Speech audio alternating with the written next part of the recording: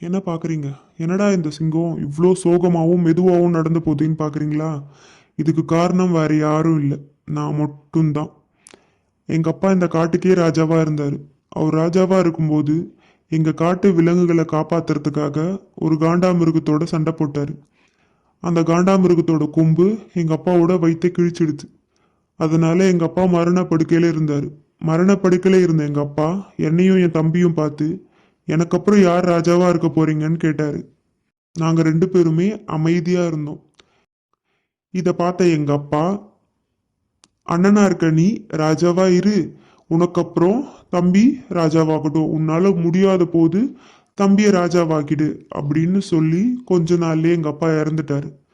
எங்க அப்பா இறந்த கொஞ்ச நாளுக்கு அப்புறம் நான் ராஜாவானேன். ராஜாவானனா எங்க காட்டை பத்தியும் யோசிக்கல, எங்க காட்டு விலங்குகளை பத்தியும் யோசிக்கல, என் தம்பியை பத்தியுமே யோசிக்கல. எங்க அப்பா மாதிரி வெளியில போயிட்டா சண்டை போட்டு செத்துருவோமோன்ற பயத்துல என் கூண்டை விட்டே நான் வெளியில வரல. அதே மாதிரி நான் மட்டும்தான் ராஜாவா இருக்கணும், நம்ம வேலை செஞ்சா சீக்கிரமா நம்ம ஆயுள் குறைஞ்சிடும்னு நான் வேலை செய்யறதையும் நிறுத்திட்டேன். டெய்லியும் 3 வேலையுமே எனக்கு என் தம்பி மட்டும்தான் எடுத்துட்டு வந்து கொடுப்பான். நான் சாப்பிடுவேன் தூங்குவேன், சாப்பிடுவேன் தூங்குவேன். இதையே நான் 6 மாசமா செஞ்சேன். 6 மாசமா செஞ்சேன்னா 1 வருஷமாவும் செஞ்சுட்டு இருந்தேன். 1 வருஷத்துக்கு அப்புறம் என்னால எந்திரிச்சு நிக்கவே முடியல. என் தம்பி எங்க காட்டு வைத்தியரை கூப்பிட்டு வந்து எங்க ராஜாக்கு என்ன ஆச்சு பாருங்கன்னு கேட்டபோது அந்த காட்டு வைத்தியர், நம்ம ராஜா கால்களுக்கு எந்த வேலையும் கொடுக்காதனால கால் இன்னும் 6 மாசத்துல செயலிழக்க போகுது, அந்த நிலைமையில இருக்குன்னு சொல்லிட்டு போயிட்டு காட்டு வைத்தியர் சொன்னதை கேட்டேன்னா ரொம்ப பயந்துட்டேன்.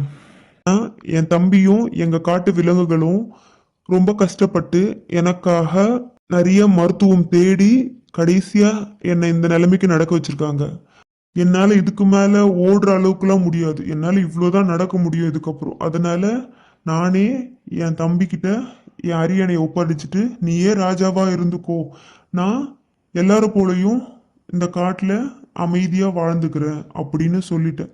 அந்த 6 மாசம் நான் நிறைய கஷ்டப்பட்டேன், ரொம்ப வலி அனுபவிச்சேன், தாங்க முடியாத வலி.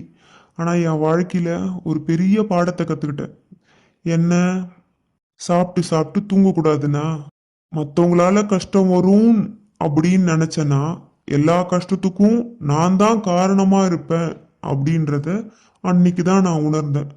மனுஷனா இருந்தாலும் சரி, மிருகமா இருந்தாலும் சரி, ஒருத்தன் வாழ்க்கையில கஷ்டம் வருதுன்னா அது அவனால மட்டும்தான் இருக்கும், அவன்தான் காரணமாகவும் இருப்பான். அதனால தீதும் நன்றும் பிறர் தர வாரார்.